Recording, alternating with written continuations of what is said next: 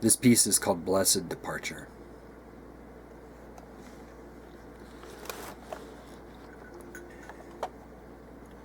One day, you look around and you really see it. That vined watersheds never depended upon sweatshop solar arrays, that in fact they perish in the cluttering tangle of our earth commodifying machine that injects the gasps of hungry ghosts into everything.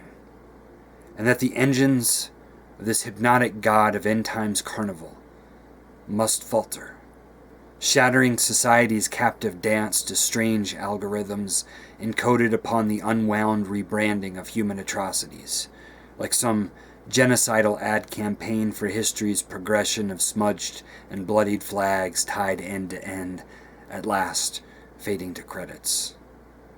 In our guts, we understood it was already over. The illusion just hadn't burned off yet in these final decades of fumes. And in that long, suppressed sigh of recognition, every dusty box of anxiety and depression is finally torn open. Not to be dismissed as shameful social aberrations, but to be navigated like the first guidestones of a quivering new religion. We saw it clearly and named it. Our forced walk through a Silicon Valley of the shadow of death, edging us against extinction's knife, and we refused to look away. Let us come together at last, like hands clasped in rebellious prayer, drink from love's glory and feasts of autumn moonrise, wherever there is love for the leafed variations of the breathing, transcendent world. The wind accepts our heartfelt relinquishing of all the lies that burrow into the flesh of our hidden addictions, where the traumas engraved into the false idols of our daily prostrations, hoarded against us by the malignant gatekeepers of narcissistic wreckage, dissolve into the sweetness of a collective liberation, where we shed the opportunistic masks of our false selves to speak openly of the wounds we have been made to carry, and become balms for one another, gathered in the shade by still waters, locating in bird-pierced collages of tree and sky creation's hidden offerings, and the skill of traveling the inner light realms of the living dream that you and I are weaving in this moment, as we have always done, to become drunk on the distillations of ancient rain songs, fashioned beneath the turning of galaxies, that no grisly arrangement of concertina wire and guard towers will contain.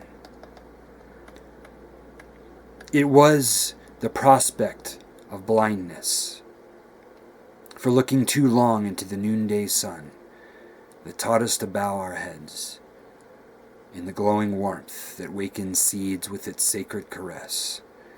And in loving humility we became transfigured by that light, hearts rivering back into the blazing liquid heart of all. And the confusion of everyday commercial break mazes disappeared like storm clouds shrinking into a mountainous blue horizon. Some called it madness, but we knew that it was madness that suctioned each muddy step of the death march to civilization's unraveling. We knew deep down what this mad path offered us. Wind turbines that factories of nimble hands could not churn out fast enough.